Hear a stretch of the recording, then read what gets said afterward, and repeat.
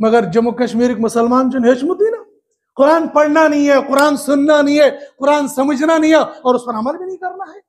जब पढ़ेगा नहीं, सुनेगा नहीं, समझेगा नहीं, अमल कैसे करेगा? अगर कहीं कुरान की तालीम हो रही, कुरान का दर्स हो रहा हो, तफसीर हो रही, तो बन्नास इसका अच्छी पढ़ो, मौलवियन खातिर।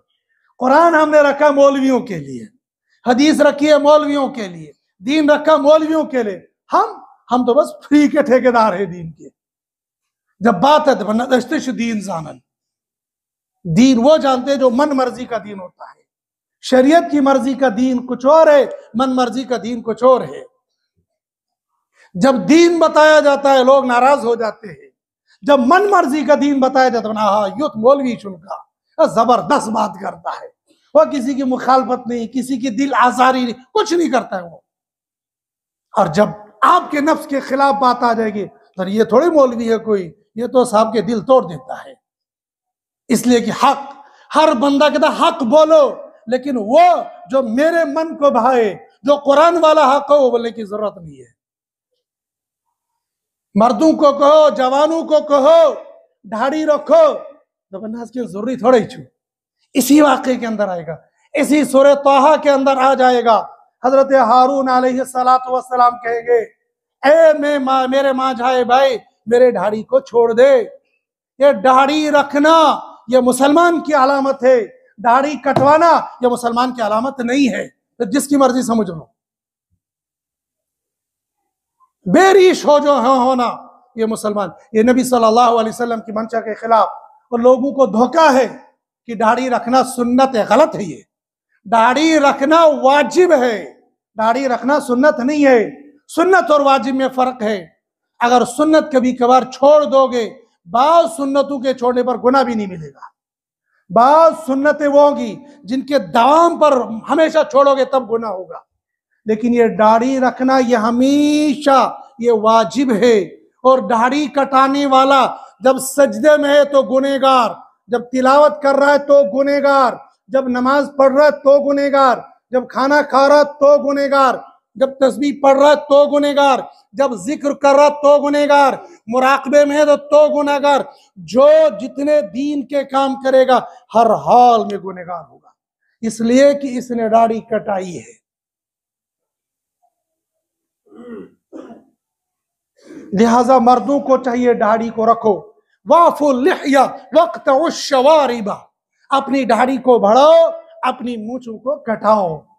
बज बज बना से वो मुंह में जा रही होती है, बाज बेवकूफों को तब भी नहीं कटाते हैं। मूंछों को हमेशा साफ करना चाहिए। और बढ़ाने की जरा डरावनी शक्ल जब जिहाद में होंगे, मैदान कारजार में होंगे, तब इनको बढ़ाओ ताकि दुश्मन तुम्हारी शक्ल और सूरत को भी देखकर डर जाए। वरना आम हालात में वाफुल लिह्या वक्तउश शवारिब, दाढ़ी बढ़ाओ और मूंछों को कटवाओ। मर्द की जीनत यही है और औरत की जीनत है पर्दा करो। पर्दा मीन ये जो हम मुरवजा बुरका लगाते हैं, ये बुरका फर्ज नहीं है, ऐसा बुरका फर्ज नहीं है, पर्दा फर्ज है।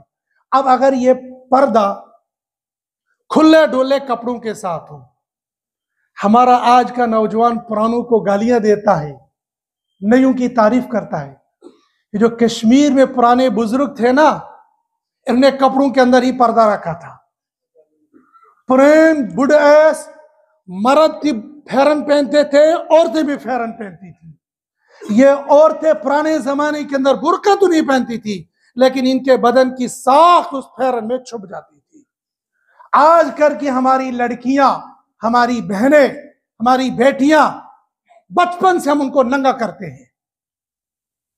जो ये हमारी लड़कियां कपड़े पहनकर नंगी चल रही होती है, इसका कोई जवाज नहीं है। ये स्किन टाइट पहनना और पहनाना ये हराम है, कुल्ली तौर पर जायज नहीं है। शर्ट पहनना लड़की का जायज नहीं, हराम है। ये यहूदियों ईसाइयों का लिबास तो है ही है, ये इस्लाम के खुल्लम खुल्ला मुखालिफ है। इस्लाम ने औरत को कहा ऐसे कपड़े पहनो जिससे तुम्हारे बदन की साख्त बंद हो जाए। और ऐसे नौजवानों, तुम्हारे लिए भी, तुम लोगों ने जो आजकल के ये लिबास वज़ा किए हैं जिनके अंदर बदन की साख्त जाहिर होती है, जायज नहीं है। ये लिबास अल्लाह ने इसीलिए दिया था ताकि पर्दे की चीज को छुपाओ। ये तो इंसान को मालूम है कि बदन के अंदर क्या क्या कैसी साख्त है, लेकिन उसको छुपाने का हुक्म है। अल्लाह के नबी सल्लल्लाहु अलैहि वसल्लम ने तब फरमाया था, रुब्बा कासियातिन आरिया, आखिर जमाने में औरतें ऐसी होंगी जो कपड़े पहनकर नंगी फिर रही होंगी और हम अपनी आंखों से वो देख रहे हैं। लिहाजा अपनी बच्चियों को, अपनी बेटियों को, अपनी मस्तूरात को इन खुराफाती कपड़ों से निकाल कर इनको बापर्दा कपड़ा पहनाओ, और बापर्दा कपड़ा पहनाने के साथ इनको चेहरा ढकने की भी हिदायत करो, चेहरा छुपाने की भी हिदायत करो, चाहे वो दुपट्टे से। नारे तकबीर, नारे तकबीर।